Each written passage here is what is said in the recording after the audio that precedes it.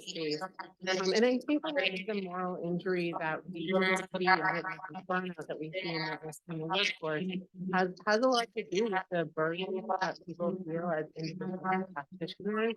Knowing that we cannot move things fully on our own, and we can definitely do transformative work in that space with the client. But we are noticing public health trends. You sit in the clinic for one day and you see trends. So we are in the space of being provided for providers in the environments that we're in, must have a public health lens. And that requires us to come together and think about how we want to change safety for our patrons and so I like this quote about public health. I think the boundaries of public health have changed over time with the perception of human health and social problems and the political, economic, and ideological shifts within the government and nation. So we learned a lot from people on the earlier panel just about things that are happening in Massachusetts, things that are happening on a national scale. We are doing better in Massachusetts, but I mean, I think when you work in here, when you see every day where the gaps are. So coming together in this way and really like person, we want to think about how we are public health currently reflects the values the population, public health is a concept, but it occurs in our industry. There are a lot of governances around public health that are on the table. So that's, I mean, that's why it makes sense. That's why from state to state. These are some of the factors that contribute to how public health plays out and therefore how we are experiencing healthcare. Looks like there's some facts. Oh, okay. There's something I can do.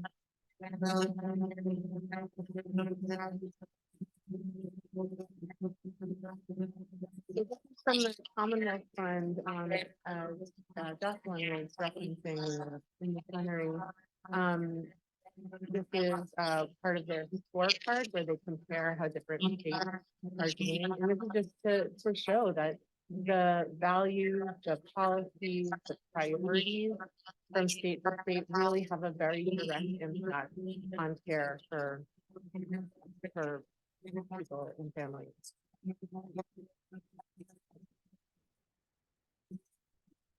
Another example.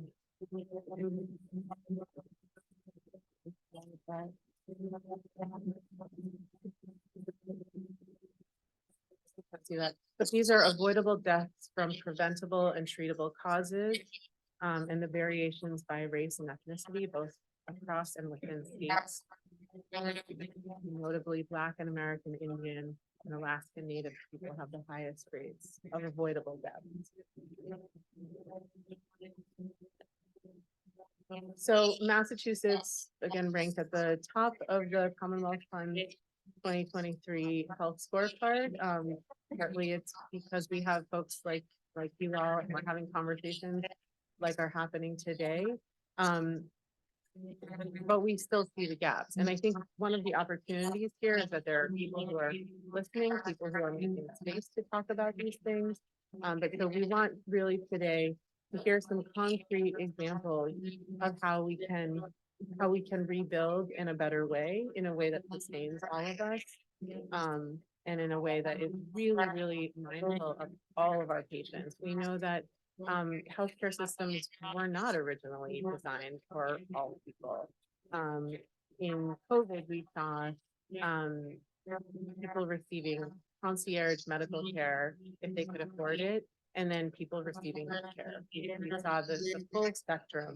Notably, the health centers, federally qualified health centers, were the leaders in vaccination rates, providing free vaccinations around the country. And so that just does go to show what can be done when people get together.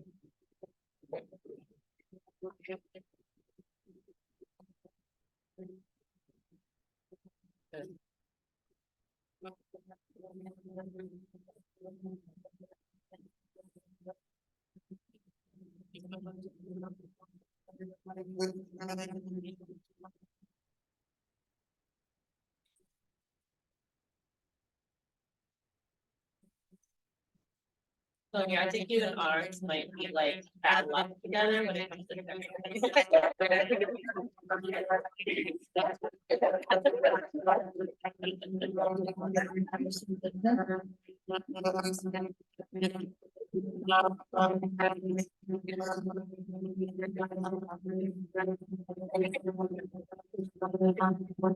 Is that better?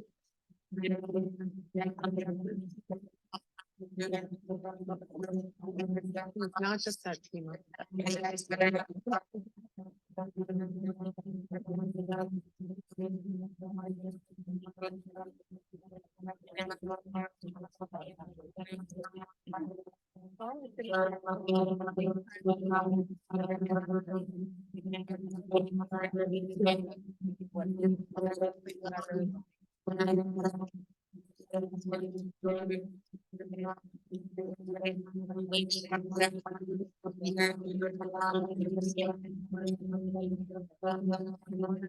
And I think about some things that may be worth bringing to this group, to this whole group. Um,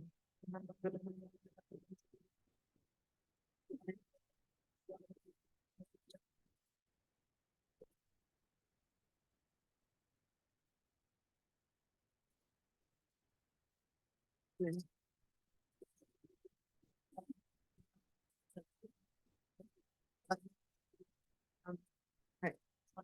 I guess we'll do- okay, so why are we calling out these very specific domains? Comprehensive care, diverse care, and sustainable care. We saw a mass exodus in the healthcare workforce during COVID. Most of us have different staff teams than we came into the pandemic with. And that's hard on us. You know, our work life is like a second family. Our work team become a second family. So when that keeps turning over, there certainly personal loss, but also just a sense of like, can I do this? Like, I don't have the person that I used to go to for this. I don't know how that person practices down the hall. So really thinking about sustainability and wellness, diversity. We know that the healthcare system was not built for everyone as it emerged in this country. And yet we know that we are seeing patients who have gone for long stretches of time, not feeling a sense of trust in the medical system and the healthcare system, and really needing to receive the whole thing. So rebuilding the healthcare system in a way that really does respond to that. It is not the responsibility of community health workers, but we do have community health workers today who are really a part of that solution and diversifying the workforce and making the healthcare system more responsive. And then comprehensive.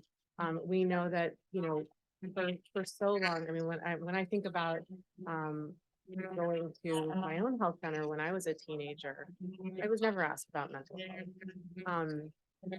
We know that that all medical care gets better when we're thinking about the whole person. So we have people here today who are going to talk about serving the whole person.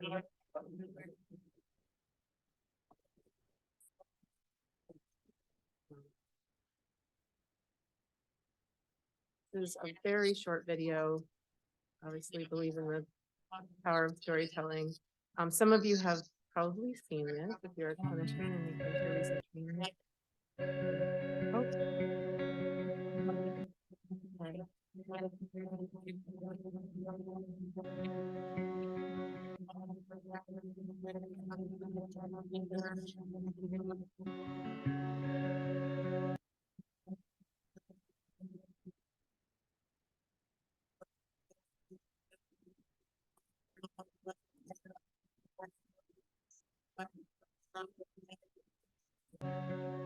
Health is more than taking a pill or going to a doctor's office. Health is how you live.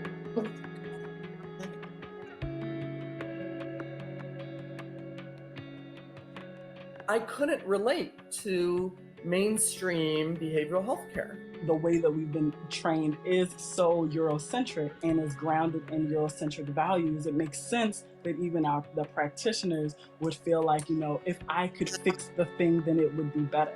When I learned about the brain, I was amazed to find that every gyri and sulci, every dip and bump on your brain is named after a white man.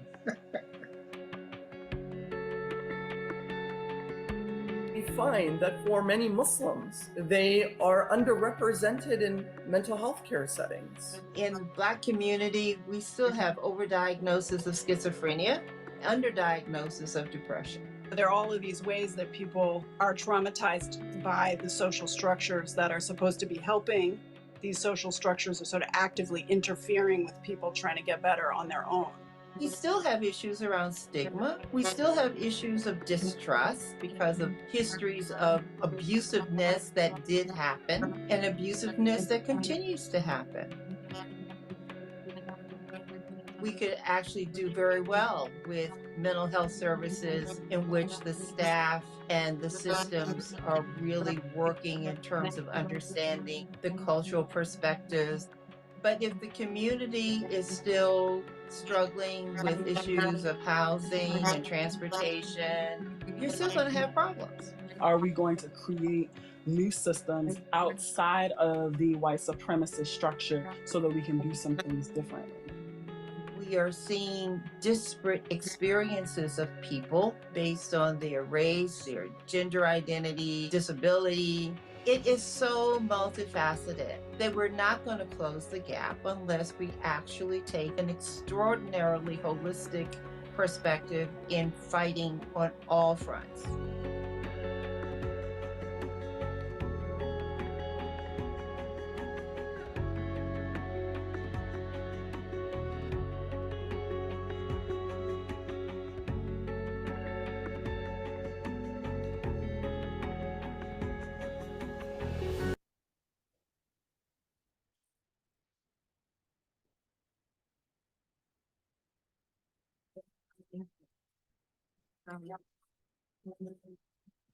So now we're gonna hear from everyone on this panel about how to rebuild the system with wisdom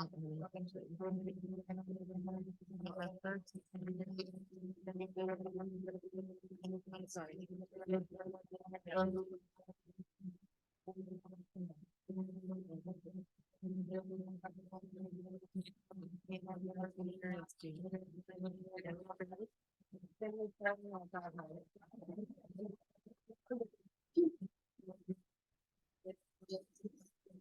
Hello everyone, I'm humbled to be the rep of our team in DotHouse.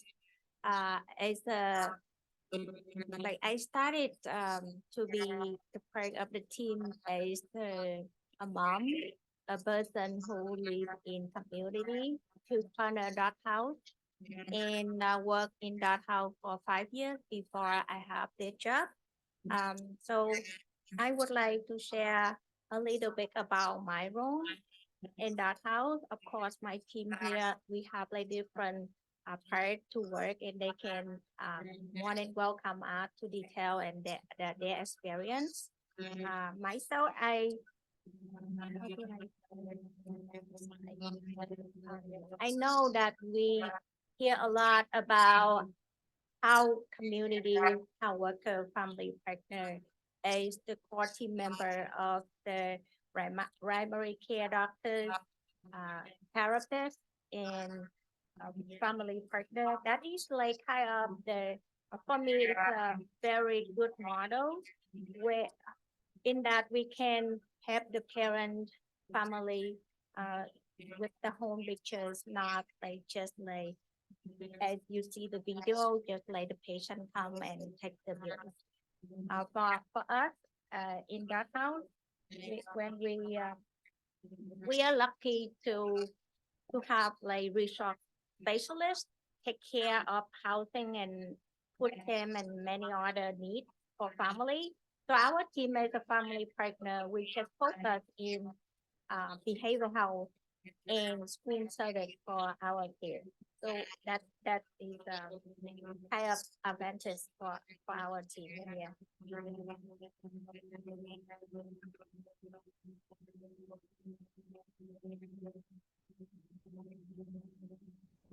Myself, when the family come to our health center, the family or primary care doctors have a concern, they will send the referral to our team up pool, and our managers will like distribute the case. I will work with family from 3 to 12 years old, help them to connect with uh, behavioral health and school services. Usually, I will see the family with the kids uh, in person to have like intake and assessment. After that, I will talk to them and figure out the goal that we work together within 6 months. And the goal usually, for example, like ADSD, diagnosis, team evaluation at school, or autism developmental delay assessment, or referral from for the DHI services. In other needs, like we can say like DDS application or SSI or something like that. So that is just like very brief about that. That is just like a real life the good model before COVID. But during COVID, when COVID happened, everything shifted into virtually, and we have to work with family by phone and like virtually meeting. And at that time, not about the pandemic, we have like crisis in many other ways too. People, family need food and need other services from school. They cannot access school and everything online. And we are a family partner. We kind of uh, like the worker who met the family at first and discover like their problem first, and we there to help them. Of course, we can like talk a lot about the disadvantages of the pandemic, but the thing that I learned, I mean, I always see the thing when in good way is that because the pandemic, as a family partner, we have more chance to be close to the family, and like it can something more accessible for them and for family and us too. For example, we can go to school, attend the IB meeting with the family. We can like cannot visit their home, but they can have like telehealth with us and talk to us directly, and we can like uh, tell the team, the doctors about their problem very soon. So as a family partner beyond the route, by cultures, bilinguals, I feel that beside the bridge between providers, healthcare and school and services, I feel that myself, I'm kind of the culture broker. And that's one is just like kind of my like really good part of identity. And I work as a family partner. I think my coworker the same is that we are not like a referral machine. We talk with family and we really wanna put family back to their community. So family, especially with children with like special needs, they will not comfortable to talk to other people that may not have a similar problem. So they kind of like really need peer support, family that have a similar situation. So one way that I really like is that DotHouse, we are in right there in Dorchester, Boston. We have a many group of family from any other population. I know that it may be some from Hispanic and from other people. We have a Vietnamese group of family who have a special needs children. So what I do is I connect with the parent, my patient there with that group, and give them chance to be in their community, give them chance to build their village, so they can like have their children together. That is, I think, the good way. And you can see on the pictures, we go to a pick up apple, you can see the group of different children, typical children that totally fine. But the event that you can see the family with special needs who have like different disability, autism children together. That is the huge chance. So I'm not like before come to family partner, I did not have any experience in mental health. But like luckily I have a really good team with the intensive training in DotHouse. And you know, case by case, my supervisor, doctors, my coworker, we talk together every week. When we have like question or any difficulty, we are together to solve the problem and talk about the case. That is the really good thing for me. From team up, of course, you guys all know that we have like monthly training, case consultation. That way, I not only learn good thing experience from my health center, I can know many similar phase experts from Broken Health Center, Jessica, Bedford Health Center, many other health center. In that way, I feel that I do not like isolated in my house, but I can learn more from other community centers. So that make my life just richer and I have a bigger network. For personal right now, I also attend the early relation health from UMass Medical School. That training is just really have like a life changing for me where I can learn more about early relation health. That is a very basic, and I think that is the most important foundation that every healthcare provider or family would like to learn in have the family. And myself is very humble. I cannot just like tell much about that program, but would like to share more if anyone interested in that training. Because of team Sonia and my supervisor always support me so I can get that scholarship, fellowship program. So the hope for the future as a family partner. Dr. Dana Rubin and other like primary care doctor or doctors that I encounter, they always share it's just their privilege to have family partner. We work well with them as a team. So I really wish that family partner is fully funded and accessible for all patients, not only in 7 health centers that we are knowing right now. And you know, family partner, we are real person. We are on the route. We have like real life experience. So we need to be acknowledged and we need to be treated equally. I think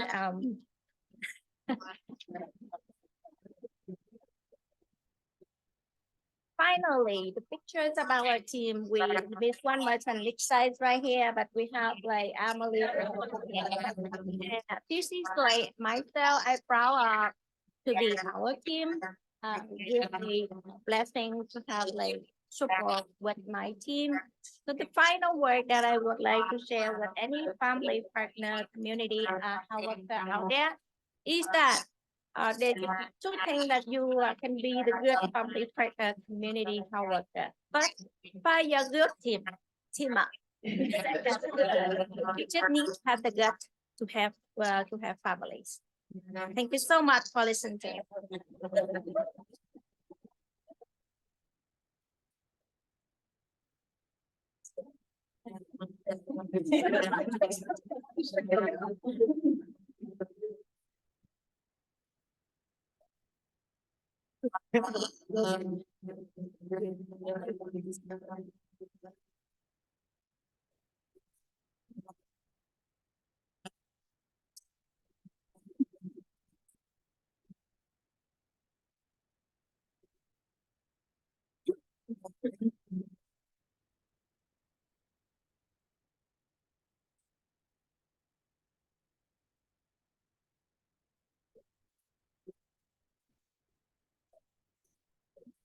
Good afternoon, everyone. I'm familiar with family partner from DotHouse Health, and yes, I am very nervous because I don't know some people. Thank you for listening.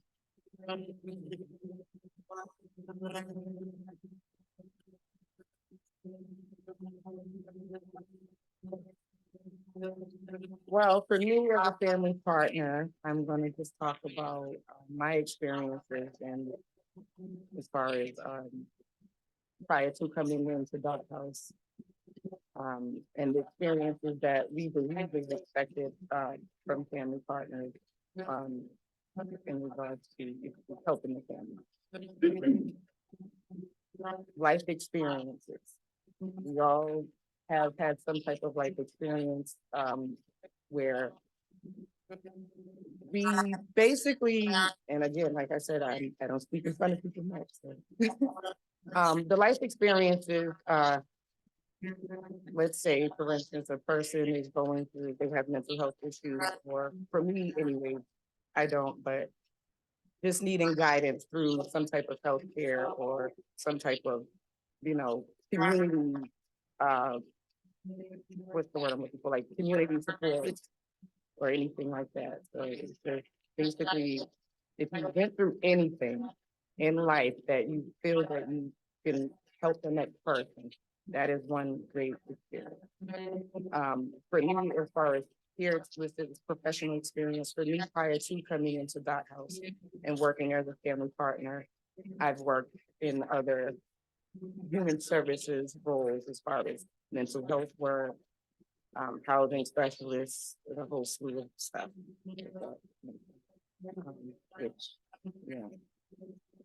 again, the knowledge of mental health, which comes from working in a locked psych ward, if you will, that's where I've worked at. Working in the integrated behavioral health system at DotHouse, that knowledge is very helpful.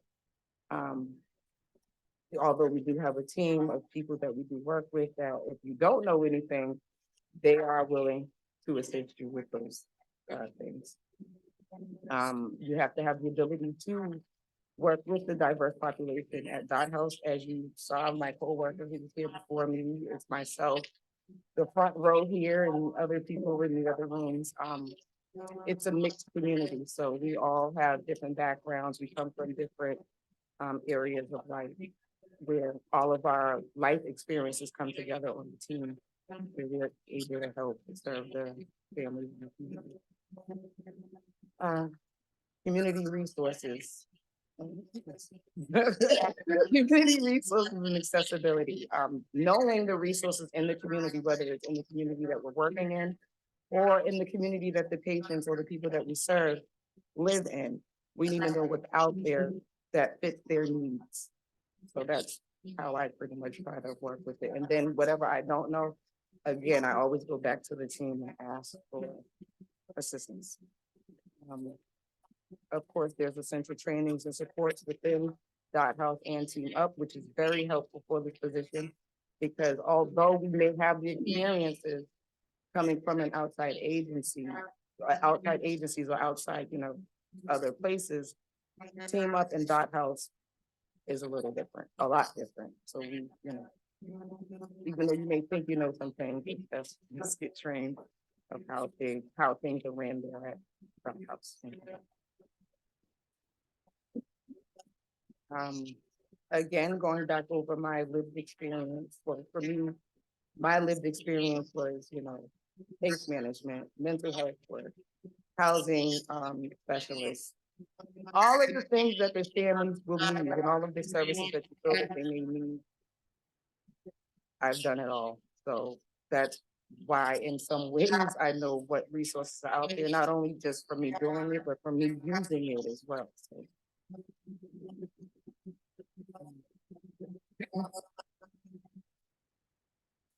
Again, the knowledge of the mental health system and supports, just knowing where to turn, what agencies are out there that can help best support the families that you're working with, whether it's outpatient supports, parenting groups,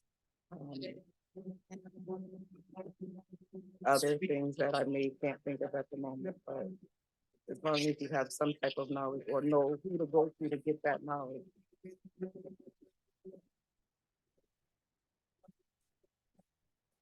Well, diversity in workflow.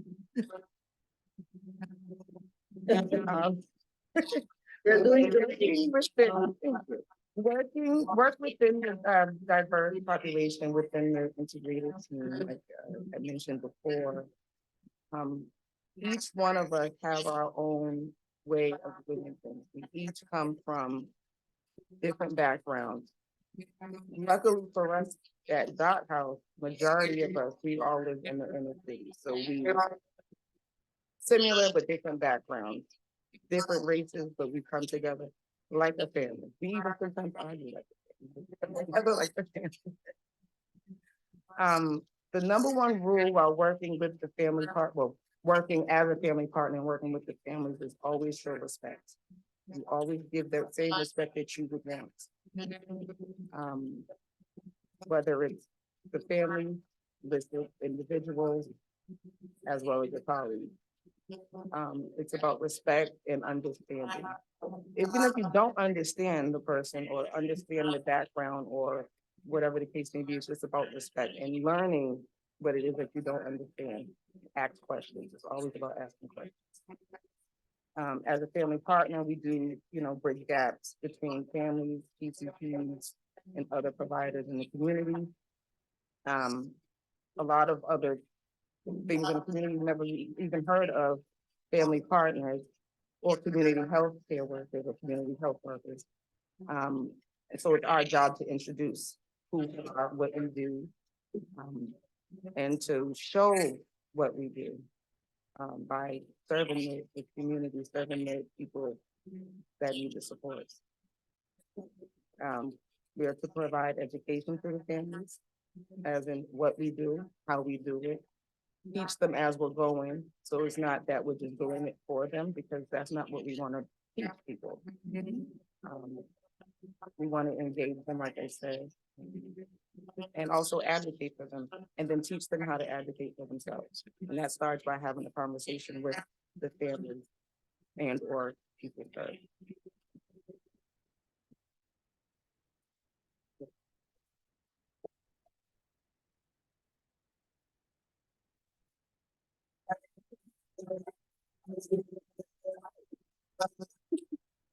Sorry. Now my brain is went.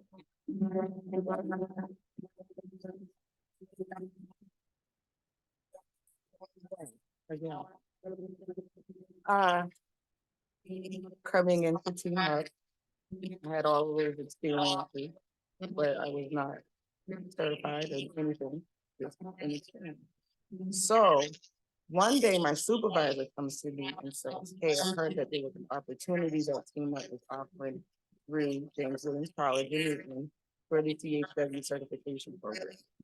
So at first I was like, "Yeah, I don't know if I want to do it." But then I thought about it and I heard of all of the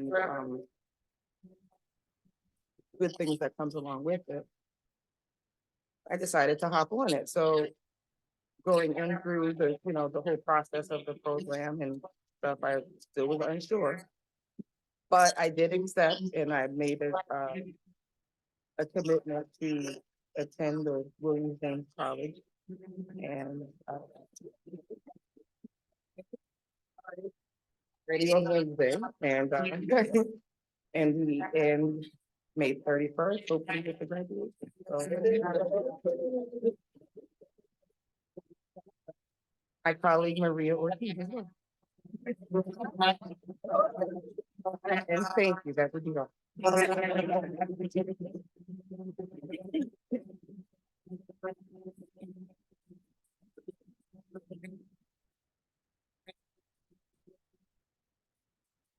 Hi there, my name is Monteiro. I'm one of the pediatricians at the health center in New Bedford. Prior to starting with Team Up, we had no infrastructure whatsoever for anything related to behavioral health. And it was just our primary care team. We didn't even have pediatric community health workers or anything like that. So when the idea of Team Up was first proposed to the providers that we had, we were like, sure, we'll take any extra resources we can get. We didn't fully really understand what we were getting into, but we just wanted anything that anybody could do to help us.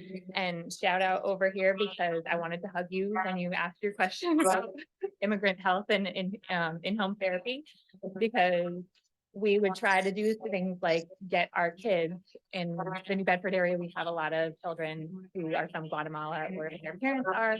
And so we're doing a lot of immigrant health, and access to care, as we all know, across anything related to mental behavioral health is extremely challenging.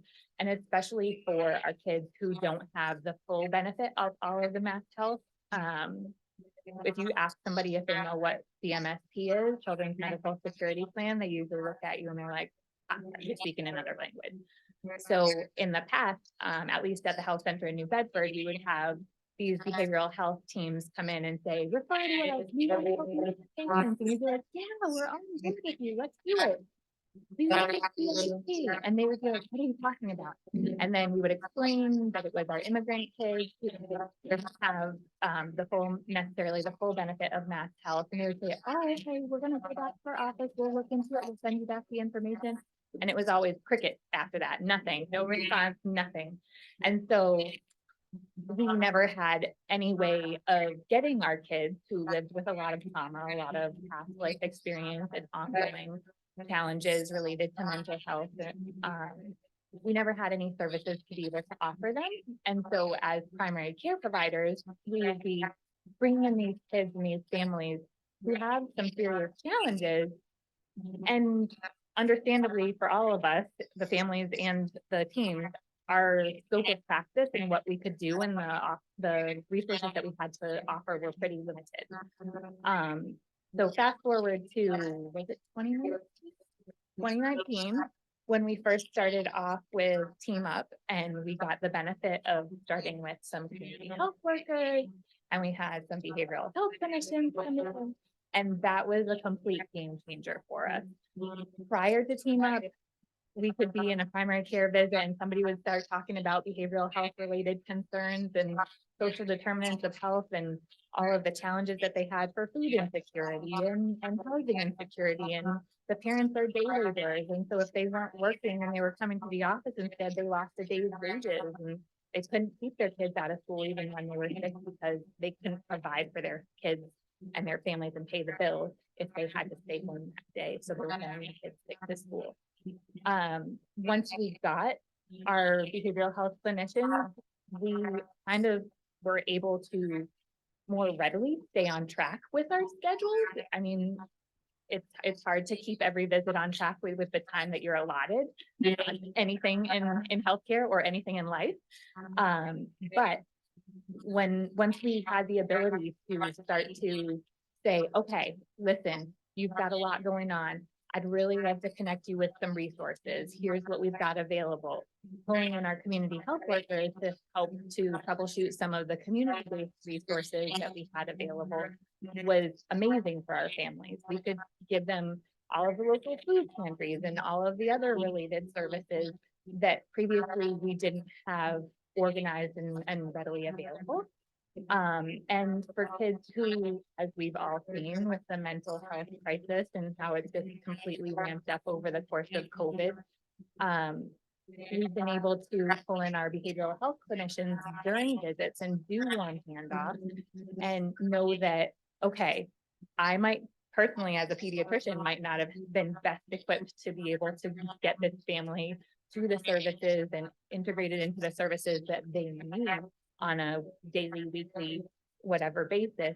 But now I have these amazing other staff members as part of our team who can help to like support this family in our journey together and collaborate. And so it's been so wonderful being able to have our whole team on site together in the same department, where we walk by each other 10 times a day. We go and seek each other out and say, hey, just wanted to follow up on Joe and his family and what was going on with this one, or they'll come to me and say, I just wanted to give you an update. We've got so-and-so into school. They've got this service, their IEP is going and it's growing. They're getting a copy of it from the school department because we know how hard it is to track down certain types of documentation. But it's been, for us, a complete game changer. As a provider going into the pandemic and going into, you know, even prior to the pandemic, we were all across healthcare and so many other sectors suffering from a lot of burnout. And then let's add the pandemic on top of it and just destroy life for everybody. And I truly can say, as a provider and a member of our pediatrics team in our health center, I don't know that I would still be practicing medicine if it weren't for our amazing team.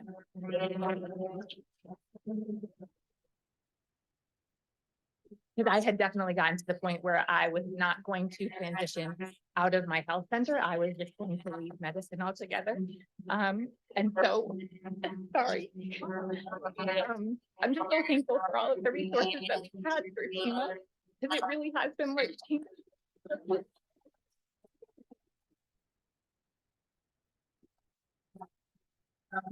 but yeah, it's been really amazing. Yeah.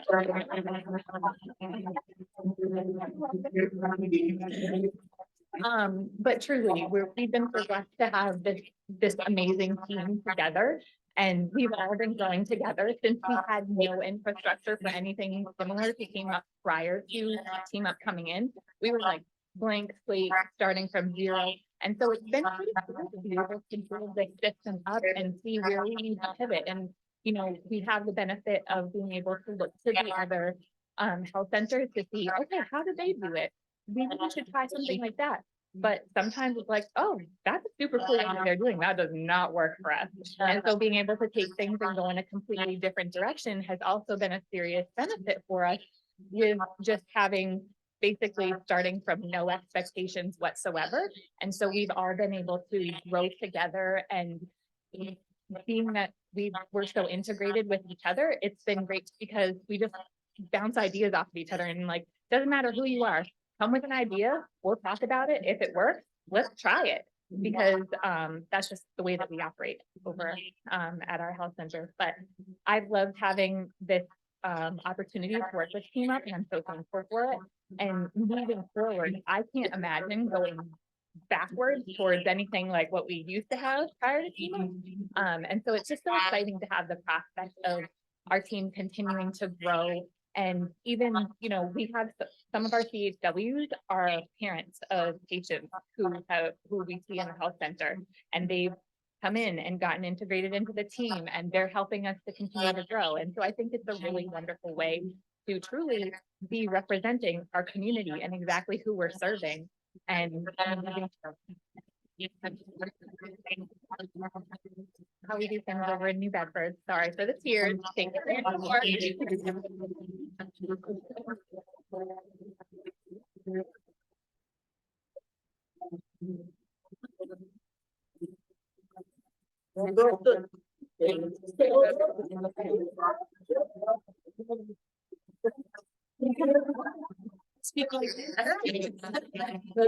Hello, everyone. My name is Delisa Vieira. I'm with Rock City Health Center. I'm the behavioral health integration manager there. I started at Rock City Neighborhood about 7 years ago, and when we first actually had Team Up, I was an integrated clinician. And to backtrack a little bit more, I actually started in the adult and then transitioned to PDOB, where I am right now.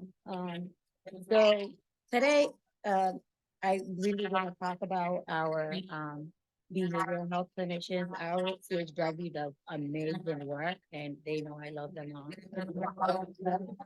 Specifically, talking about some changes with Team Up came in. So that's what I'm going to highlight, but not to about the CHW. So primarily our behavioral health stats are co-located within the PD department. I'm going to specifically talk about PD department as well, but I do, we do work in all of them as well. They're co-located within the pediatric department, so they're in the office and we're very integrated with people, different providers in the so prior to Team Up coming, we had a system of how we do, specifically how we do a workflow of requests, how we take requests. We use something called IDQ, or the formal name, the Behavioral Health Integrated Dispatch. We refer to it as IDQ. And the IDQ, I should have included another picture of it to see where request what they're including. But it includes like a wealth range of information. So when somebody is to request a clinician, primarily it'll have like the patient's information, so their medical record number, it'll have what language they speak in. And there's a brief section on it, there's a note section which will say what the patient needs, whether it is depression, anxiety, whatever the issue is. So that was like how we were doing. So a request goes in and anybody can put a request. It doesn't mean it has to be a PCP. It could be like anywhere from the front staff to like the security guard can put a request. Essentially, anybody can get into the IDQ system and make a request. But primarily today for behavioral health clinicians, before Team Up, the response is whoever was on site, because right now we have a hybrid model. Whoever's on site, anybody can respond to the request, whoever's available. And then whoever picks up that request, that's that same person that would do the follow-up. So started working with Team Up, learning about different workflows, getting more training. We realized that that system wasn't as effective. So with help with some of my team, lovely team members here, we got creative and we came up with what's called our IDQ schedule. Because what we realized is we had 3-4 clinicians on site, a request pops in our system, and I'm like, oh, so-and-so's gonna get it. Then that person was like, I the other clinician will get it. I don't know, or somebody will get it. So we realized that that wasn't effective. So with the creation of our IDQ schedule, is that like, for example, on Monday, from like 8:30 to 12, our lovely Mirna is responsible to watch the IDQ. So she's the primary person to respond to the request. That is not to say that if more requests come, that other clinicians on site won't take it, they will still help out. But primarily, it's Mirna's time. That gave the other clinicians on site, for say like Kathy, and then later on Lorena, to schedule their patients and see that patient during the off IDQ time.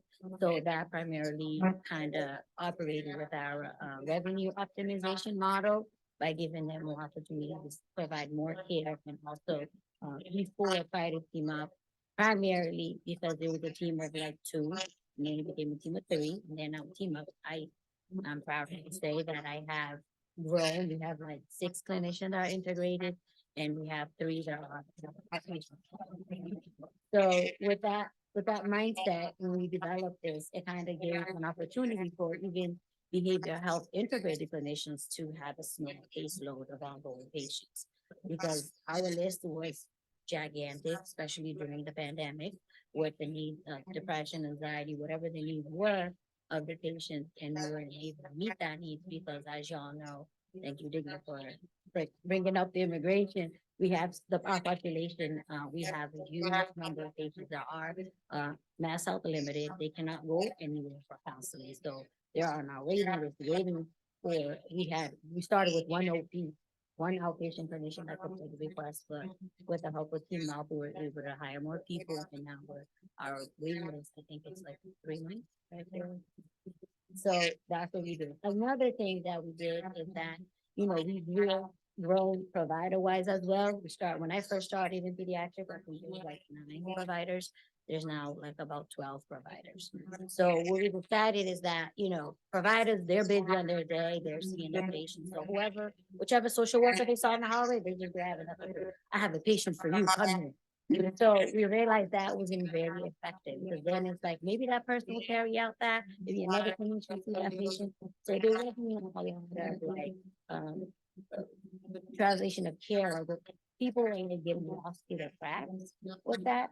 So we also created what's called a teamwork model. So as you can see here, each group of doctors, for example, like Dr. Dolan, Dr. Schumer, Mary Beth, which is, she's an MP, will have a social worker assigned to her team and a CHW. So we paired up a social worker and a CHW together to help those three doctors. So there are two. The primary goal of the team is that higher risk patients are able to get more follow-ups.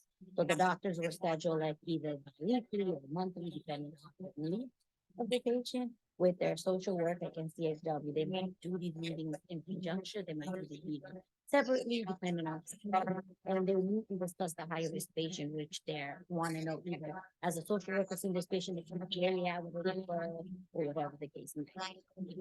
That has really helped us, kind of like keep our care in place and stuff like that. So that's why we developed a model which we'll hope to carry out after team.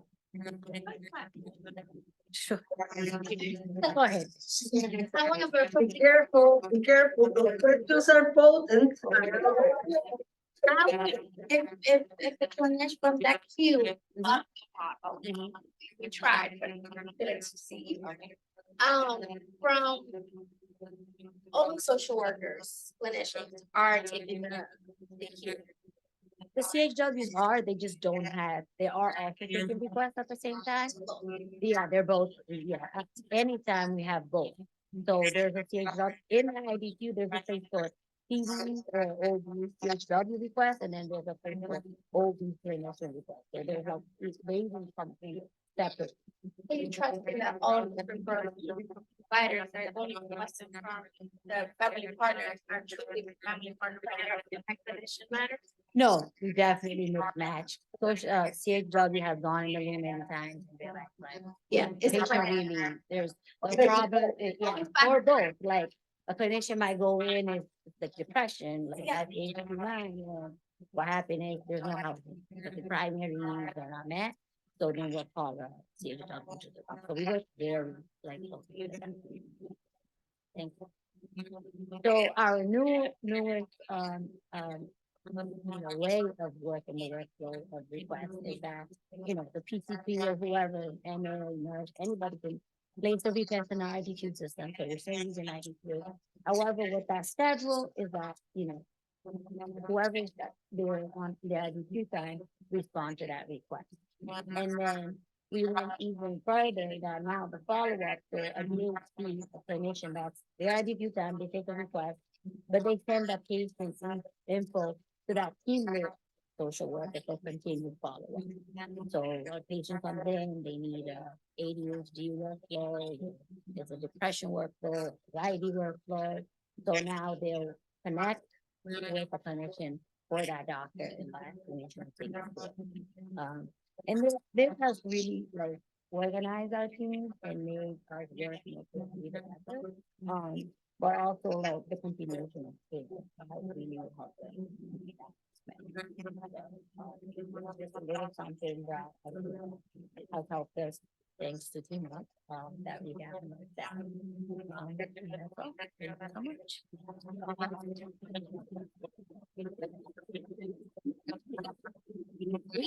Two more speakers, Emily and Amelia.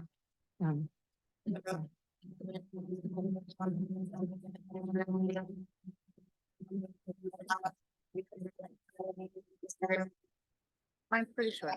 Hi, everyone.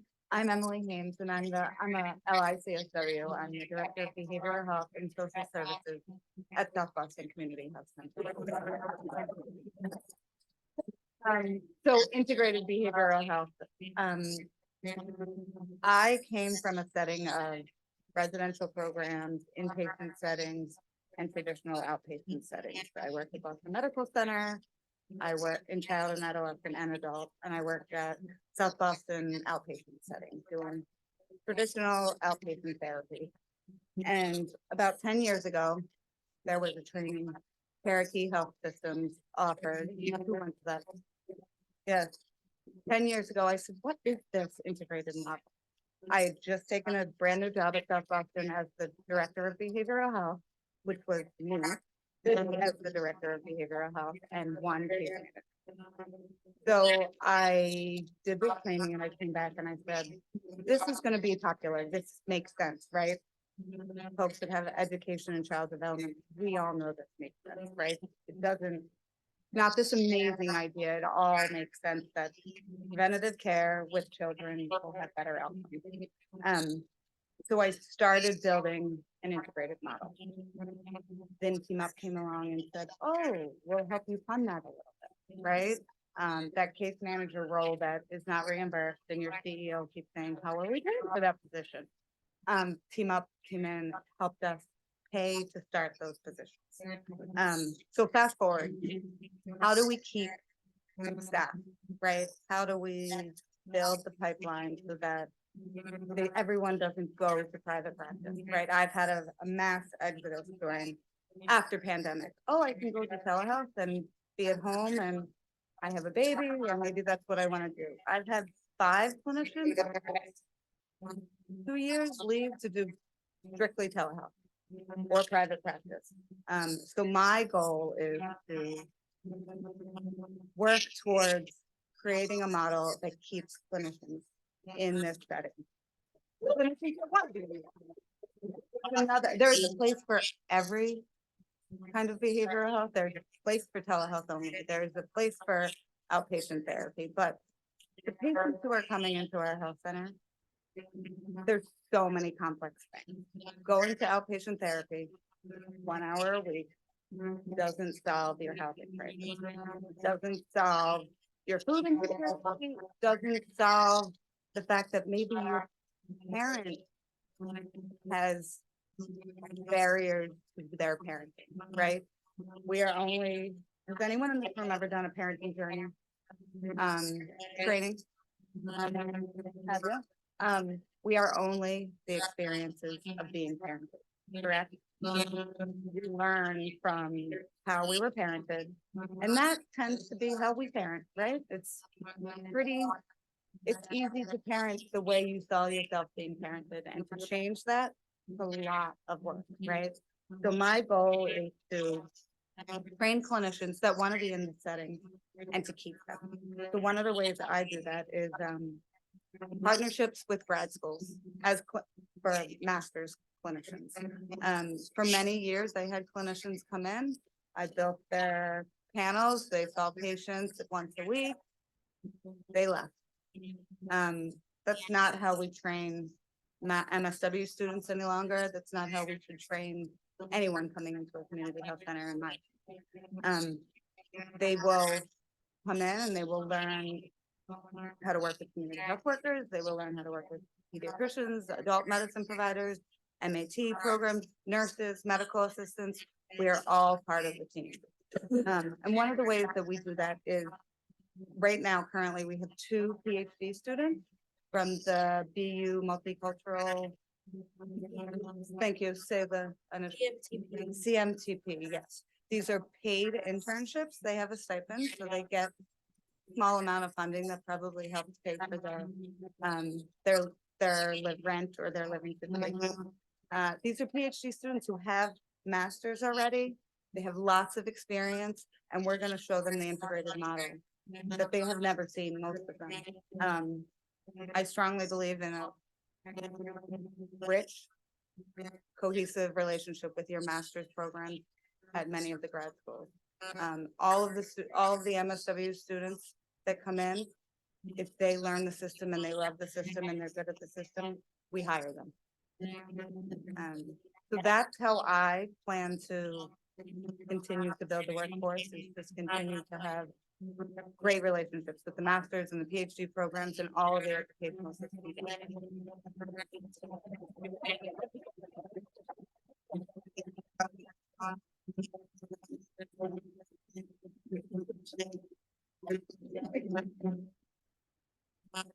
Good afternoon. I don't know what's harder, going first or going last. But no, I have the honor and the privilege to represent the workforce.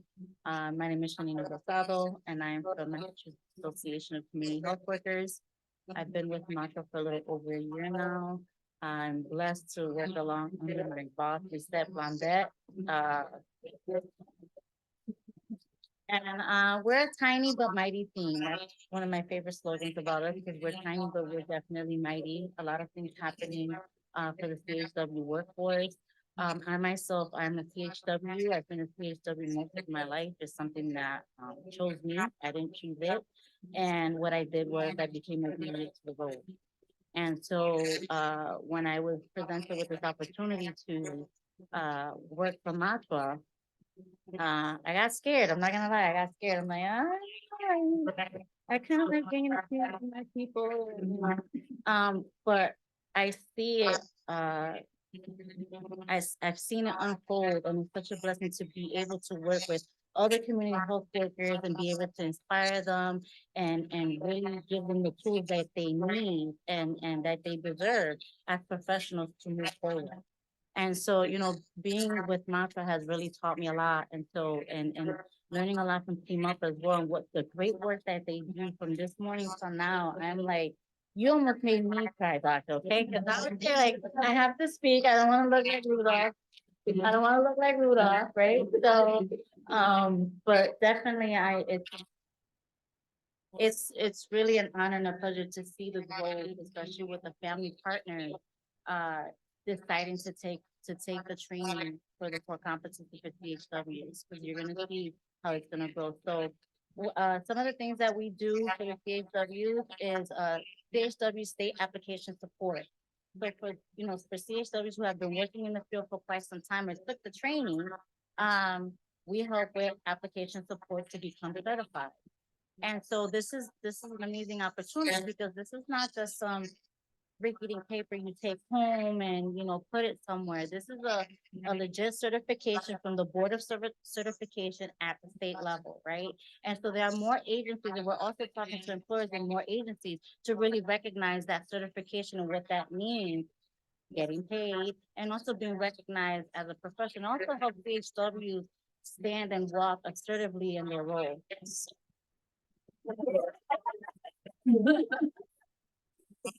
Career advancement workshops and webinars, especially, coming out of COVID, during COVID, we know that CHWs were essential during COVID. And so, while they were bridging the gap for mental health care, while they were bridging the gap to quality care during COVID, right? What happened post-pandemic, right? How do they take care of themselves? Do they have the tools to be integrated back into the office? What does it mean to be part of a clinical team? What does it mean to have a one-on-one with your supervisor? So we provide workshops and webinars that help with that will help with that sort of thing. And I even sat with CHWs one-on-one to see what it means. Are you satisfied in your role? How can I help you, expand your vision? CHWs as expert consultants. This is one of my favorites, because Lissette mentioned it this morning. Great advertisement, by the way, Lissette. So, I'm only one CHW. I'm one perspective, right? And so we have done things called think tanks, also known as focus groups, where CHWs had looked over such as the training curriculum for the CHW core competency, and going through each and every section of that training program, saying, no, that doesn't make sense for us. No, that doesn't work. You know what? We need to change the language on this. Doesn't make sense for us. And so really, also, how can Matwa improve to better serve CHWs, right? I'm only one CHW. I want to hear from everybody now. So as soon as I hear, there's a family partner who's taking CHW course, there's a CHW, I want to introduce myself. I want to exchange contact information, because this is something that we really lean on. CHWs as consultants, and paid consultants, not just, thank you so much for your service, but paid consultants at the minimum rate of $50 an hour.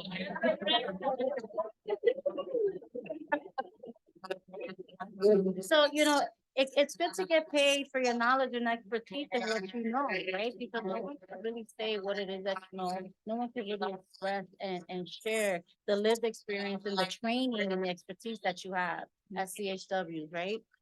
And then CHWs as advocates for policy change. And as I said, shared this morning, that, there was a testimony on adding behavioral health as a core competency. Why?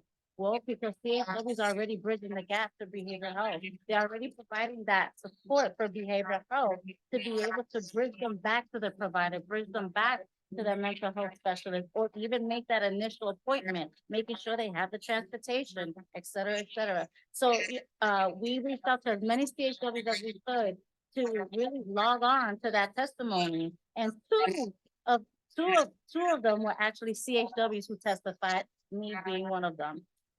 So that was a big deal. And then the next one was for CHWs being integrated and being recognized as professionals and getting their fair wages. And we also reached out to CHWs to be present, and man, did they show up there. Of course, Lissette, when she says CHW stand, please, all these people that stood up with their signs at the State House really made a statement, because CHWs are not only working within the community, not only good for that, but also good to have a seat at the policy table, have a voice, right? Have their own voice. And then, next slide. And so some of the ways beyond the CHW role, as it was mentioned this morning, was there were 12 CHW cohorts to obtain their master's in counseling psychology that Macho partnered up with Accelerate the Future and Framingham State University. This past August, 12 more CHWs started, and for a total of 32 CHWs who are obtaining their master's in counseling psychology. And so I remember one time there was a question that really disturbed me that said, but who's gonna do the CHW work, right? We still can, even with a master's degree in counseling psychology. Why? Because CHWs have transferable skills. They have something that can be utilized wherever they go, as a nurse, as whatever it is, as a counselor, as a social worker, whatever it is. I have a background in social work, but you can't tell me that I don't know my CHW stuff, right? And so there are transferable skills that if they do become mental health specialists, they can sit with a client and be able to provide a level of service that hasn't happened before. And so CHWs can really bring that, it lasts forever, CHW. So for those of you who are taking the training program, keep going, because I know it's gonna get better for you. Also, Metro partnered up with Cambridge College for a stackable degree in health and wellness, and certified CHWs get 18 credits towards the diploma, towards the degree. And that's a big deal, because most of the CHWs are CHWs of color, right? And most of them are women, parents, and it's important, sometimes, masters is not for that person. Maybe they just want their associate, maybe they want a certification, and that's okay. So that's what the Cambridge College came with, a stackable degree. And so again, thank you so much for, I know I have to keep it brief, so lunchtime, but it's an honorable position. It's an incredible opportunity to partner up with Team Up, doing all the incredible work to see, and to really have this as a tangible thing. So thank you.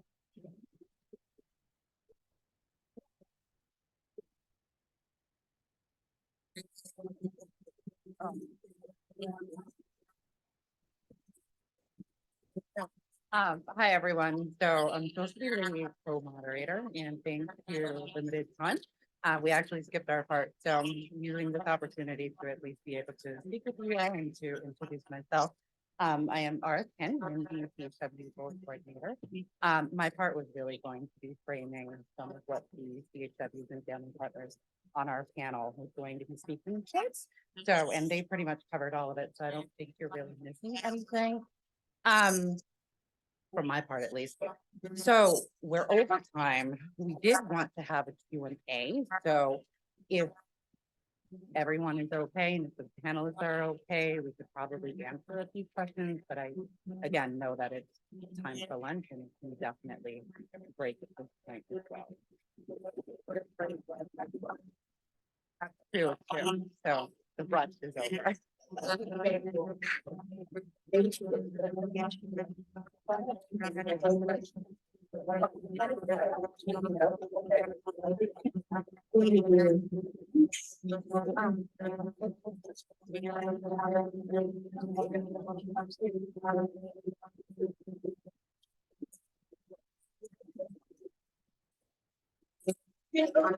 keep wondering, I mean, it's so fantastic to be this energy and wisdom and knowledge that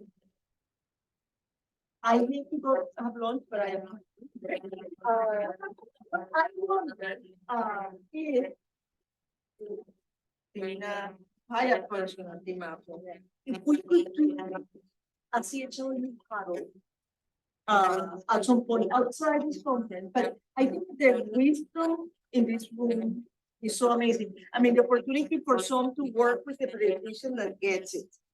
But also the community health workers that work with pediatricians that do not get it. So what have exchange like, and maybe from this, first person experience, address some of these questions, but really do, I mean, I'll see it tomorrow, or some other, I'm sure you guys will come up with a better word, but can we do that in the near future? All those in favor? Yeah.